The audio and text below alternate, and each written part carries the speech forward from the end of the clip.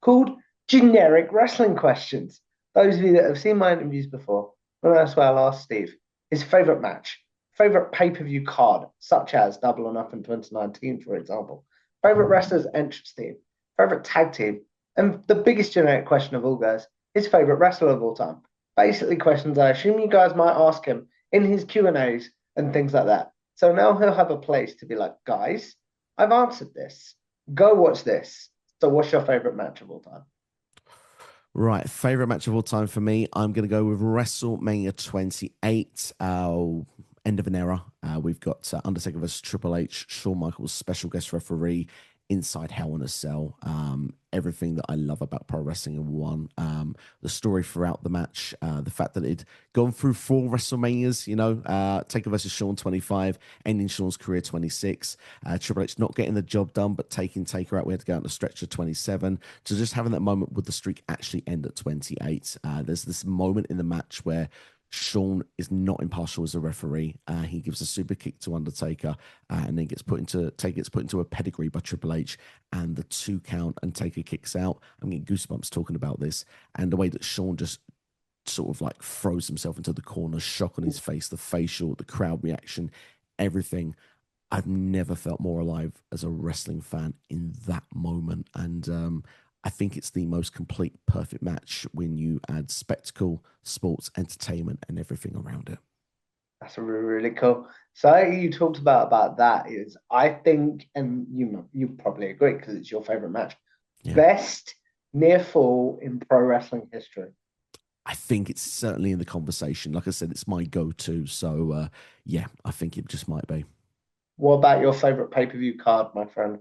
Oh, look, this is you say generic. It's probably a generic answer, but WrestleMania X7 is my favorite show of all Yeah. time. I think it's the go-to.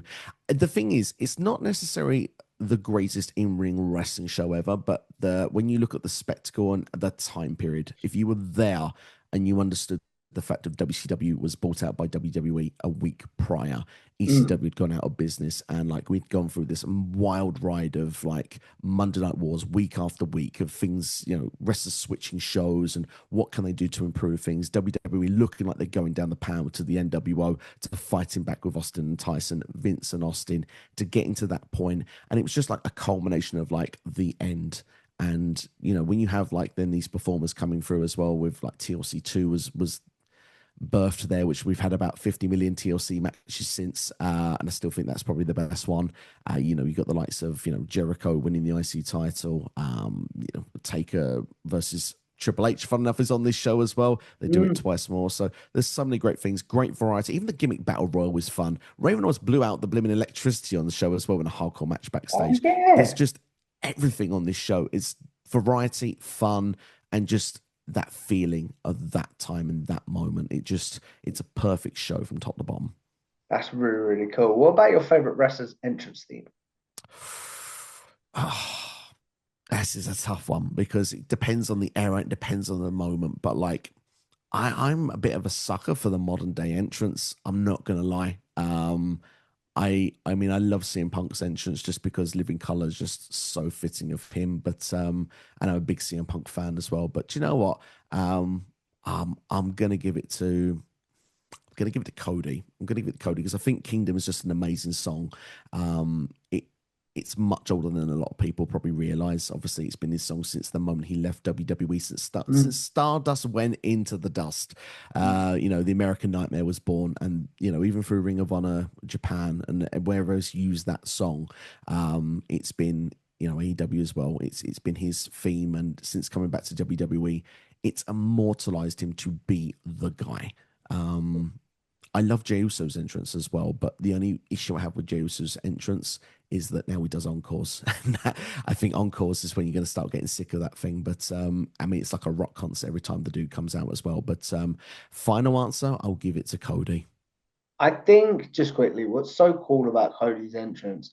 I saw this clip in an interview recently where Downstate were like, "Yeah, I'm not coming back." He said to Downstate, "Yeah, I'm not coming back to WWE unless you let me use this theme." Yeah, yeah. And you can see how well it's connected and how well it's worked as well. Cody coming back has been the full package. He did everything he probably wanted and needed to do outside of WWE in the time he was away. And I mean, how unfortunate it was 3 months coming back into the company with the ripped pectoral with Seth Rollins. But I mean, talk about being used to your advantage. The second the guy came back to win the Royal Rumble, to go onto that story, to that journey to finish the story. Cody's the guy now. I do think though he may be a bad guy soon though. I will say that. Interesting. You say that pec injury was a bad idea. This is just my take, right? I wonder if he didn't have that pec injury, which gave him, was it like 6 to 8 months off Eh, TV? 8, yeah. 6 to 8 months off TV, right?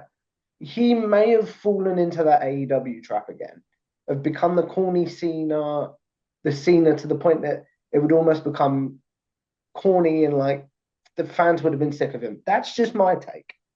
I have an agreement with you on that. I mean, I felt it was unfortunate, but I do think that I will go and say as well that I think you're right that it gave him. WWE has an awkward moment in the calendar between SummerSlam and Royal Rumble where it feels sometimes they don't quite know what to do, Spinning and like wheels you said, is what I call it. yeah, and I think sometimes certain things, if not booked correctly. I mean, we were still in. Was we still in the Vince era? I think we changed over during Cody's injury, I but feel there like no, I feel like Hell in a Cell was Vince's last pay-per-view. that was his last. Okay, so he survived the Vince era, but I would agree with you that like it certainly it may have helped him a little bit because he had that gap between the awkward period. So to come back at the Rumble, be in a hot streak, to then lose in the main event of WrestleMania felt like a bad idea at the time. But when you move on to WrestleMania 40, I mean, come on, it was perfection the way that was done in the end. I didn't expect to go on that tangent, but there you go. There we Anyway, are. who's your favorite tag team, though, Steve? Oh, I am probably gonna say I've got to say the Dudley Boys. 3D is just an awesome finisher. They've won tag team gold everywhere they've been. Who doesn't love a table break?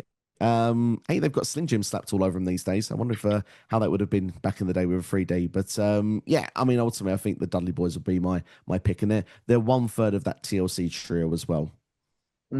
That's really cool. And then finally, Steve, the biggest generic question, in my opinion: who's your favorite overall wrestler of all time? Of all time. So can I be a bit cheeky and give two names here? Because I Of kind of have course you to. can, sir. Kind of have to. So Rob Van Dam, from the minute I saw him on Monday Night Raw in '97, I was like, who's this guy? Like, because he just stood out. He's so athletic, so different. And we're talking '97, like he wrestled like we see wrestlers today back then. And I just found that so intriguing. To then go and see his work in ECW, where like he would do moves like the Van Daminator, throwing the chair up and doing the spinning kick into the face to the Van Terminator, which we now see Shane McMahon do more often than anyone else. But still, RVD for me was just he was so ahead of his time. And when he came into WWE, I just was on the bandwagon. I was always like RVD is like the coolest. He never really got to cut the promos the same in WWE like he did in ECW, but yeah, the dude was such a special talent, and you can see the influence he has on people today. But the other answer has to be Shawn Michaels. I mean, God, Shawn Michaels might be the most gifted, perfect performer of all time. I mean, the guy can have a 5-star match and he can get people captivated into the story. He has a way of making his face where you just grip into everything he's doing. Where if he wants to be sad, you feel it through the TV screen. If he's happy, you feel it. If he wants to be mid 90s insane DX D bag, he will be that as well. And you feel every emotion he's going through. Great stories, great in ring performer. Many would have said that his 90s work couldn't be topped. And then after a 4-year injury, he comes back at SummerSlam 2002, have the match with Triple H as a run for another 8 years. And you could argue those 8 years are even better than the 90s. So, I mean, how can I not give Sean a mention? I'm going to put you on the spot. Which era is better, my friend? Ah, painful. Look, Attitude Era is the most popular era. My favorite era is the Ruthless Aggression era. Yes, it's I think I crazy. phrased that question wrong, but carry Go on. So, for it. Go. Let's phrase it the way you want it then. so I meant which era of Shawn Michaels was better?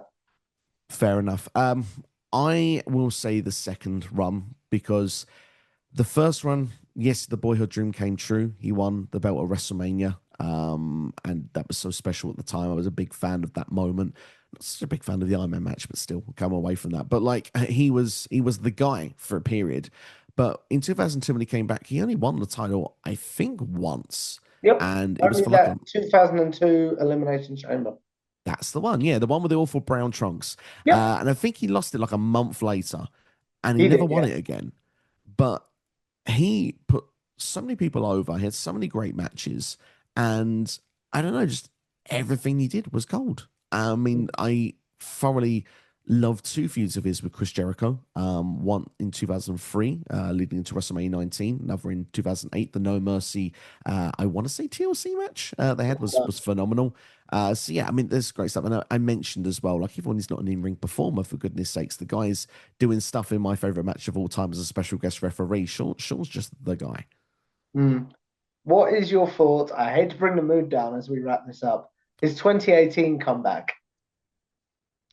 Mm, I mean, 2018 was better than 2019, so I mean, I can suffer 2018 a bit more. I'll give you that.